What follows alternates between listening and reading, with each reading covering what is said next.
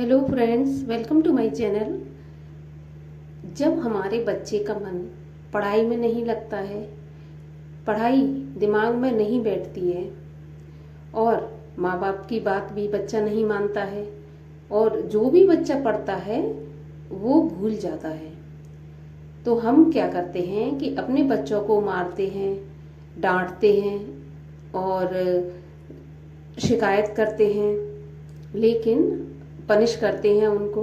लेकिन कभी भी हम ये नहीं सोचते कि इसके पीछे कोई और कारण भी हो सकते हैं, जिससे कि हमारे बच्चे का पढ़ाई में बिल्कुल मन नहीं लगता है और वो डांट खाता रहता है। लेकिन उसके बाद भी उसका ना तो इंटरेस्ट पढ़ाई में होता है और ना मन लगता है पढ़ाई में। पढ़ता भी है अगर जबरदस्ती से बिठा देते हैं हम और पढ़ाई करता है तो कुछ उसके दिमाग में बैठता नहीं है, जो पढ़ता है भूल जाता है।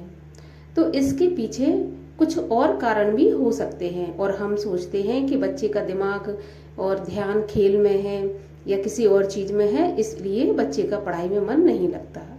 तो आज के वीडियो में हम जानेंगे कि ऐसे कौन से कारण हो सकते हैं जिससे कि बच्चे का दिमाग पढ़ाई से उचट जाता है, पढ़ाई में मन नहीं लगता है और उसको पढ़ाई बोझ लगने लगती है और दूसरी दिशा की तरफ वो खिंचता चला जाता है। मतलब जो अदर खेल कूद होते हैं या फिर और भी चीजें होती हैं, पढ़ाई छोड़कर उसकी तरफ उसका इंटरेस्ट या रुझान चला जाता है।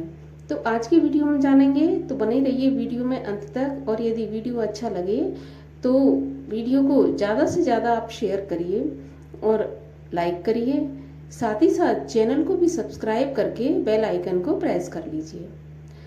तो देखिए, सबसे पहले तो हमें ये ध्यान देना होगा कि हमारा बच्चा जो स्टडी रूम होता है, जहाँ बैठकर पढ़ाई लिखाई करता है बच्चा, और या फिर जो छोटे घर होते हैं जहाँ पर अलग स्टडी रूम नहीं होता है और बच्चा उसी कमरे में, एक ही कमरे में बैठकर पढ़ाई करता है, तो पढ़ाई के लिए टेबल वगैरह कुछ होती है। सबसे पहले तो हमें उसका ध्यान रखना होगा। लेकिन उससे पहले हमें ये ध्यान रखना होगा कि अगर आपके बच्चे का पढ़ाई में मन नहीं लग रहा है, सिर्फ खेल कूद, और आजकल तो और मोबाइल चल गए हैं, मोबाइल में भी बच्चे काफ़ी ज़्यादा व्यस्त रहते हैं। लेकिन कुछ बच्चे ऐसे होते हैं कि मोबाइल में भी पढ़ाई करते हैं और कुछ ऐसे होते हैं मोबाइल में खेलते रहते हैं। तो सबसे पहले तो हमें एक चीज़ का ध्यान रखना होगा कि जब हम अपने बच्चे के लिए कलर सिलेक्ट करते हैं, चाहे वो कपड़े का हो, चाहे वो कमरे का हो, कमरे की दीवारों का कलर हो, और कहने का अर्थ ये है कि बच्चे के लिए जब हम कोई कलर सिलेक्ट करते हैं तो हमें ये चीज़ ध्यान में रखना चाहिए कि काला और नीला, ये दो रंग हमें अवॉइड करने चाहिए। ना तो हमें काले और नीले रंग के कपड़े अपने बच्चों को पहनाना चाहिए और ना ही उसका जो स्टडी रूम है या फिर उसकी जो टेबल है पढ़ाई की, उस पर यूज करना चाहिए इन कलर को। तो ये हमें विशेष ध्यान रखना होगा। और मैं इतना कहूँगी कि हो सकता है कि इन बातों पे कुछ लोग विश्वास ना करें, लेकिन ये चीज़ें इफेक्ट करती हैं। तो काला और नीला रंग जहाँ तक हो सके अवॉइड करना चाहिए। बच्चों की टेबल जो पढ़ाई की होती है उस पर भी हमें काले या नीले रंग का कपड़ा ना तो बिछाना चाहिए, ना आसपास नीली रोशनी होनी चाहिए, जैसे कि टेबल लैंप की या किसी भी चीज़ की, वो नहीं होनी चाहिए। ये तो रही पहली बात। अभी दूसरी चीज़ ये है कि देखिए, बच्चों को दूध देना कंपलसरी होता है, बच्चों को दूध दिया जाता है और ज़्यादातर हमारे यहाँ पर रात को ही बच्चों को दूध पिलाया जाता है।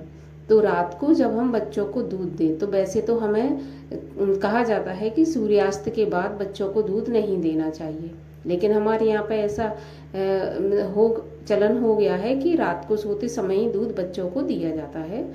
तो जब यदि ऐसा हो कि रात को बच्चों को दूध देना जरूरी है, रात ही को देना है, तो जरा सा उसमें हल्दी मिला दें, थोड़ी सी उसको हल्दी मिला दें, तब वो दूध बच्चे को पीने के लिए दें। एकदम से सादा सफ़ेद दूध आप बच्चों को नहीं दें, हल्का सा पीला हो जाए, या फिर आप हल्दी की बजाय उसमें जो भी पाउडर आते हैं वो भी मिला सकते हैं। जैसे आजकल काफ़ी ड्रिंक पाउडर आ रहे हैं प्रोटीन वगैरह के, वो आप मिला सकते हैं, लेकिन सादा दूध आपको नहीं देना है बच्चे को। तीसरी चीज़ ध्यान में हमें ये रखनी है कि जो हमारे बच्चों का पहनने के लिए हो, या फिर कमरे का जो दीवारों के कलर है, स्टडी रूम का, मैं ख़ास तौर से स्टडी रूम का बात कर रही हूँ, या फिर अगर स्टडी रूम नहीं है, टेबल है, तो टेबल पर हो सके तो रेड या फिर वाइट कलर का यूज ज़्यादा से ज़्यादा करें। आप येलो भी कर सकते हैं, लेकिन रेड एंड वाइट इज बहुत ही ज़्यादा जो है बेनिफिट देगा बच्चे को।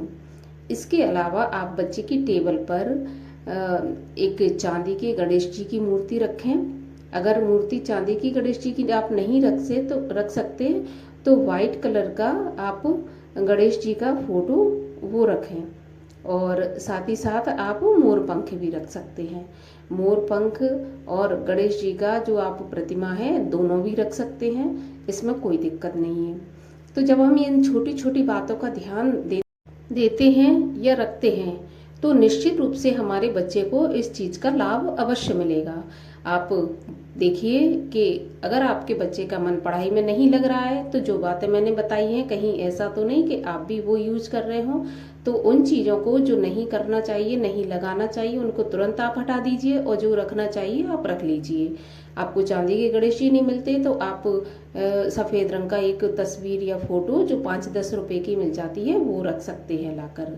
तो जब आप इन उपायों को अपनाएंगे तो आप देखेंगे कि कुछ ही दिनों में आपके बच्चे का जो मन है पढ़ाई में लगने लगेगा, और उसकी पढ़ाई को लेकर जो भी शिकायतें आपको थी वो धीरे धीरे दूर हो जाएंगी। तो आज के वीडियो में बस इतना ही। मैं मिलती हूँ आपसे अगले वीडियो में, तब तक के लिए हरे कृष्णा।